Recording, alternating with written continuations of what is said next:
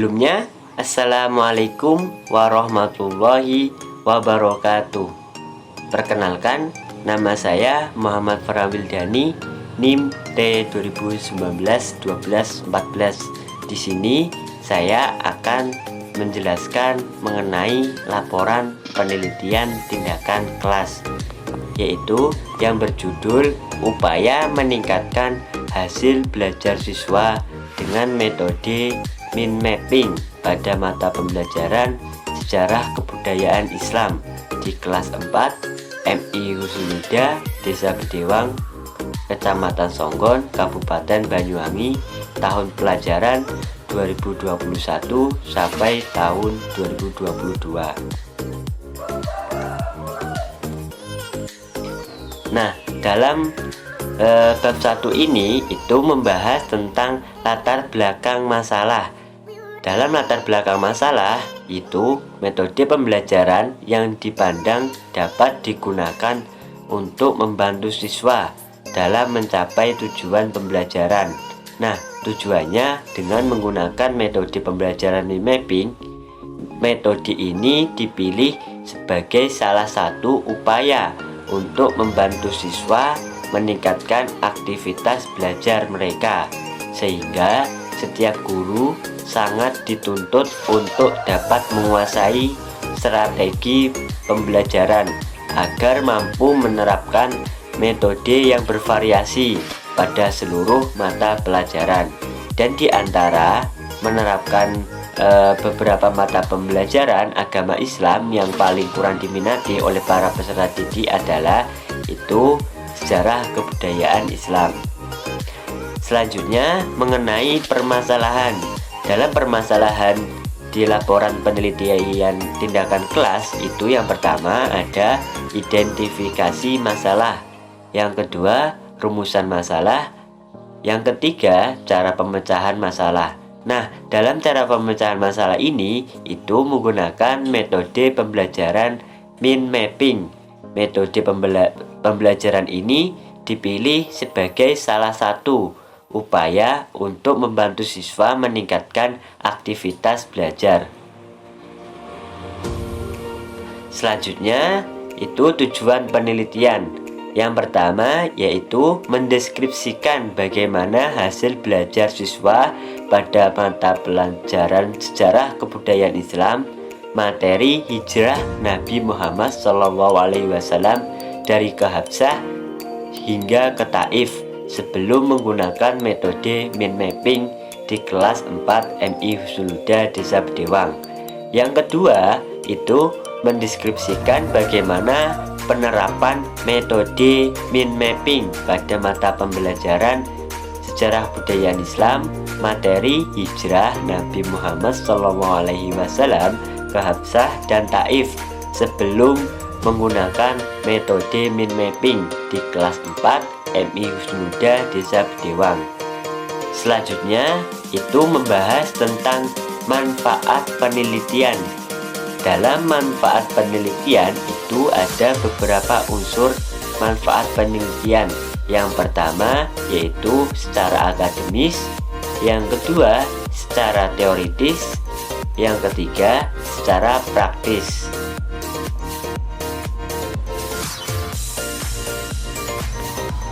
Nah, dalam manfaat penelitian ini kita harus mengetahui bagaimana penelitian yang harus dikehendaki dari secara akademis, secara teoritis, hingga secara praktis. Selanjutnya itu definisi istilah.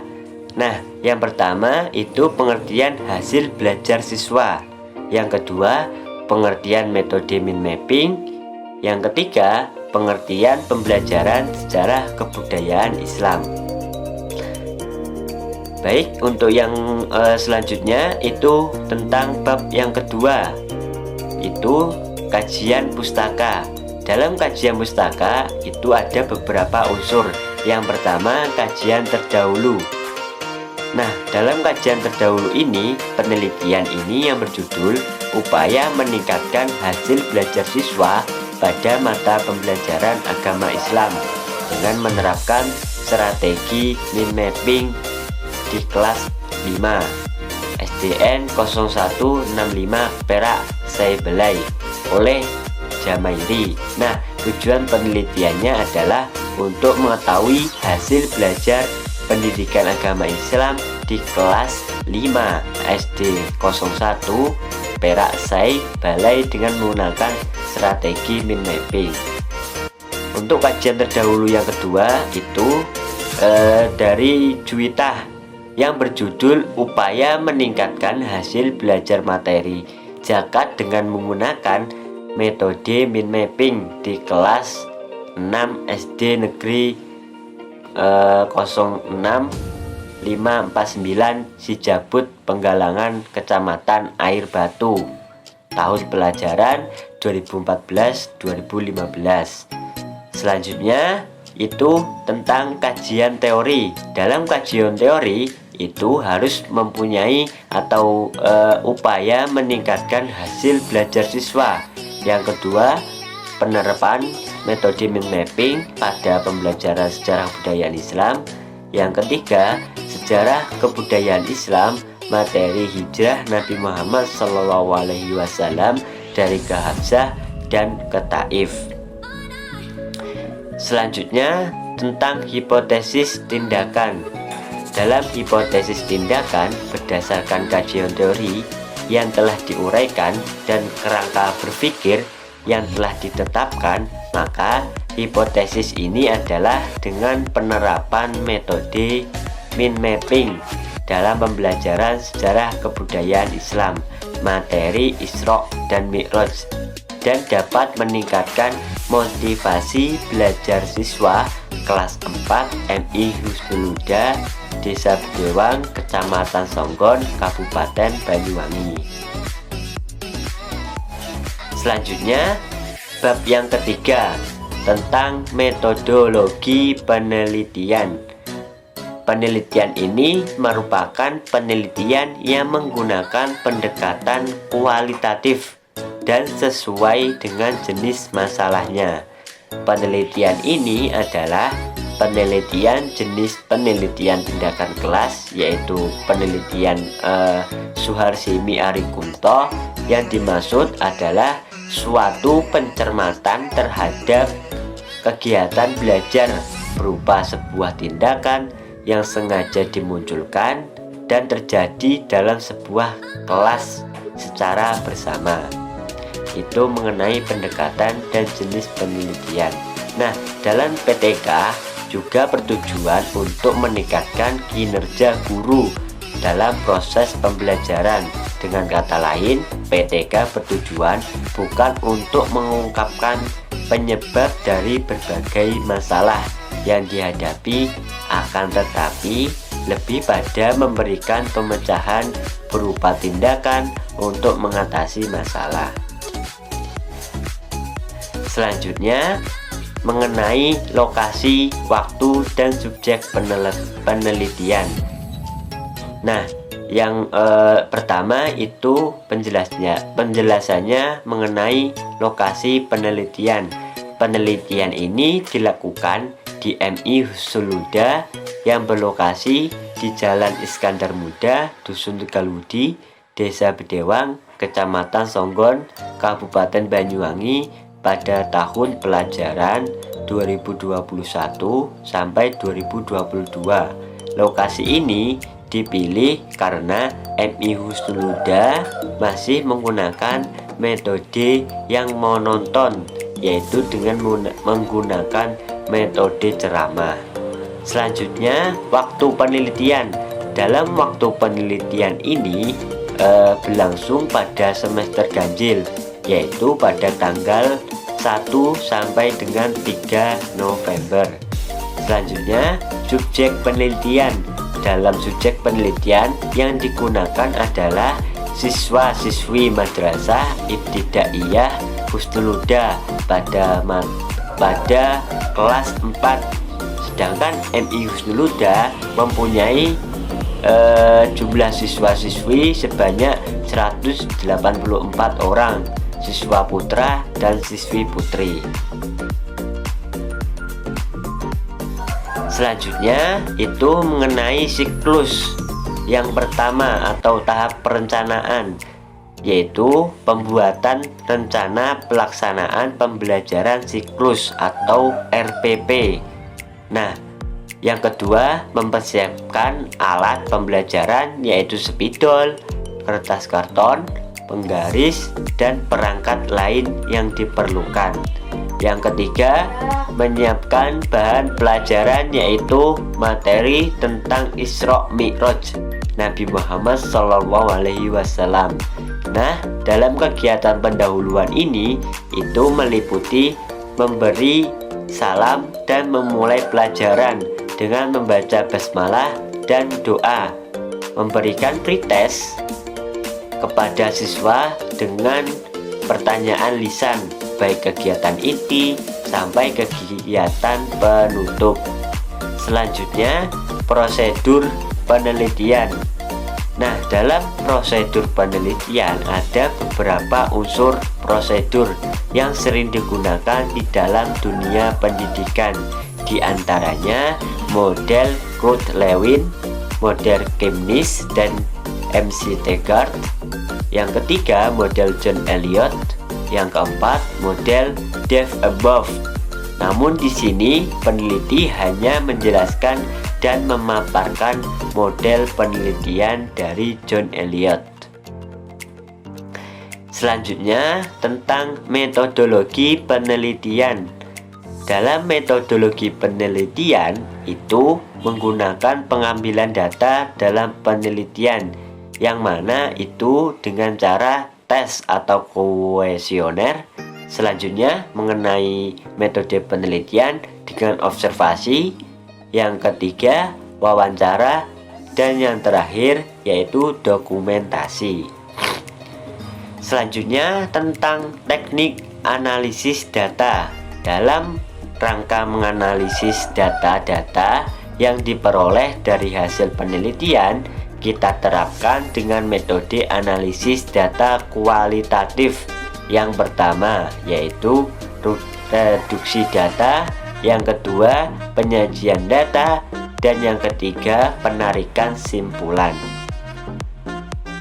Selanjutnya, tentang keabsahan data. Dalam keabsahan data itu peneliti itu menggunakan triangulasi. Triangulasi dalam pengujian kredibilitas sebagai pengecekan data dari berbagai sumber dengan berbagai cara.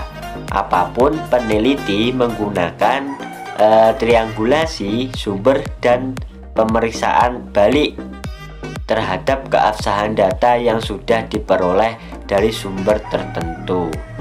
Selanjutnya itu tentang indikator keberhasilan.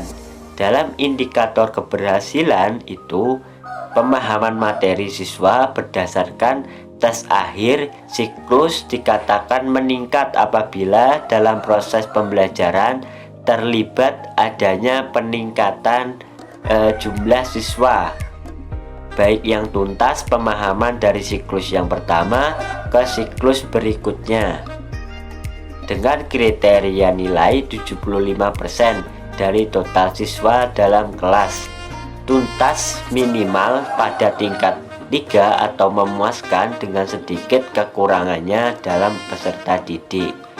Selanjutnya, indikator keberhasilannya itu presentasi hasil belajar siswa mengalami peningkatan dari siklus yang pertama sampai siklus selanjutnya. Selanjutnya itu tim peneliti. Dalam tim peneliti ini, dalam penelitian tindakan kelas terdapat tim peneliti dan pembagian tugas dalam tabel sebagai berikut. Yang pertama, 1. Bapak Muhammad Mustafa MPDI, itu tugasnya sebagai guru dan kepala sekolah MI Husnul Huda. Yang kedua, saya sendiri Muhammad Farhan Wildani sebagai wawancara atau tugasnya sebagai observasi dan lain-lain. Yang ketiga, siswa-siswi kelas 4 MI Husnul Huda yang tugasnya belajar dan mengerjakan tugas yang diberikan oleh Bapak Guru dan para peneliti. Lanjut untuk yang bab keempat itu mengenai hasil dan pembahasan. Nah, yang pertama itu tentang sejarah perkembangan MI Husnul Huda. Madrasah Ibtidaiyah Swasta Husnul Huda adalah lembaga pendidikan yang didirikan oleh Yayasan Pendidikan Husnul Huda yang lokasinya berada di Dusun Tegaludi, Desa Bedewang, Kecamatan Songgon, Kabupaten Banyuwangi. Alasan yang mendorong berdirinya Madrasah Ibtidaiyah Husnul Huda ini adalah berdasarkan survei data yang kami dapat itu Desa Tegaludi Bedewang, Kecamatan Songgon itu ada Madrasah Ibtidaiyah di wilayah Tegaludi, khususnya di Desa Bedewang. Nah, dalam MI ini itu tidak ada hanya Madrasah Husnul Huda, salah satunya Madrasah Ibtidaiyah di wilayah tersebut. Selanjutnya, banyaknya minat dan keinginan para orang tua agar anaknya mendapat pendidikan agama dan pendidikan umum secara bersama-sama. Selanjutnya itu tentang hasil penelitian. Dalam pembahasan hasil penelitian ini, sebelum tindakan pratindakan dilakukan untuk mengetahui kemampuan dasar siswa dalam pembelajaran sejarah kebudayaan Islam.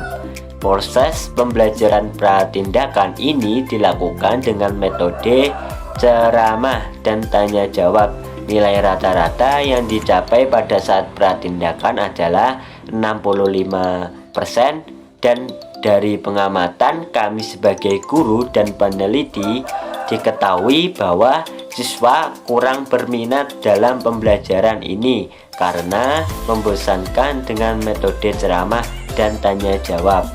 Bahwa dalam pembelajaran siswa selalu ramai sendiri di dalam kelas, tidak fokus pada materi pembelajaran, dan pada waktu diberi soal masih banyak siswa yang nilainya masih kurang atau belum mencapai KKM yang ketuntasannya yaitu 65. Terbukti pada saat diberi tes setelah materi selesai hanya 7 siswa yang tuntas dari 29 siswa.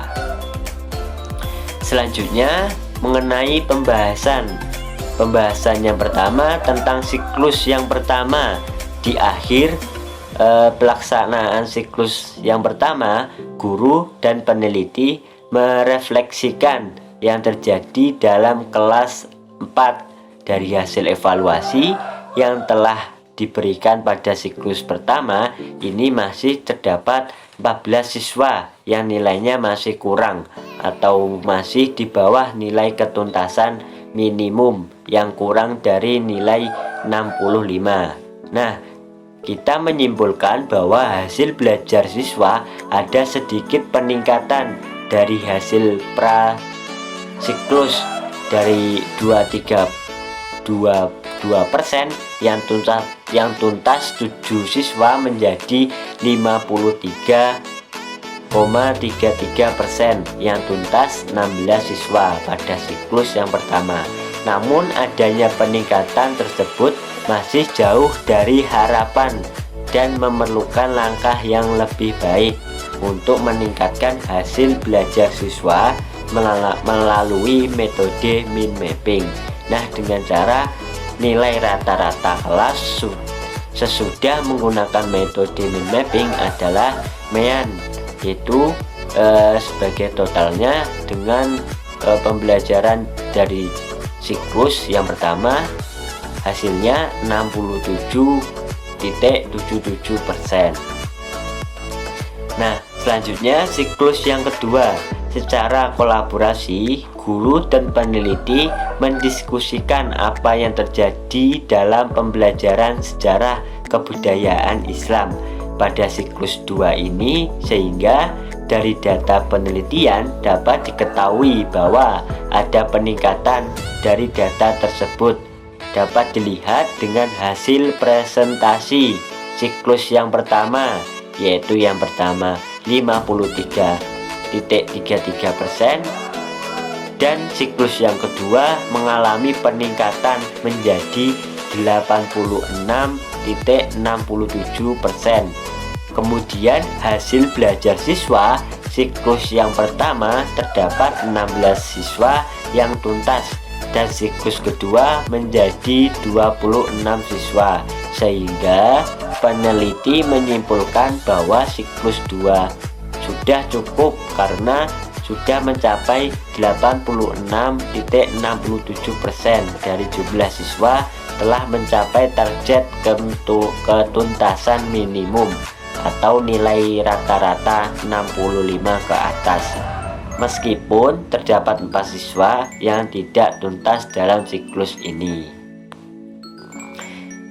Selanjutnya tentang bab yang kelima atau bab penutup.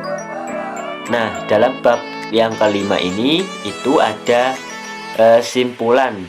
Dalam simpulan proses pembelajaran pada mata pembelajaran Sejarah Kebudayaan Islam di kelas 4 MI Husnul Huda lebih condong ke teacher center, yang maknanya guru yang banyak berperan dalam proses pembelajaran dan siswa terlihat tidak kondusif selama proses pembelajaran berlangsung.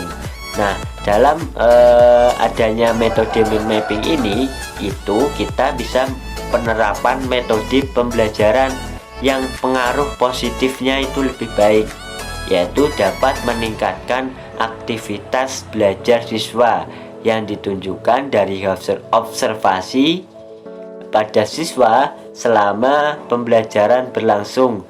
Dari data observasi tentang aktivitas belajar siswa yang diamati dari beberapa indikator, yaitu pada siklus yang pertama mencapai 51,45%, dan pada siklus yang kedua menjadi 72,08%.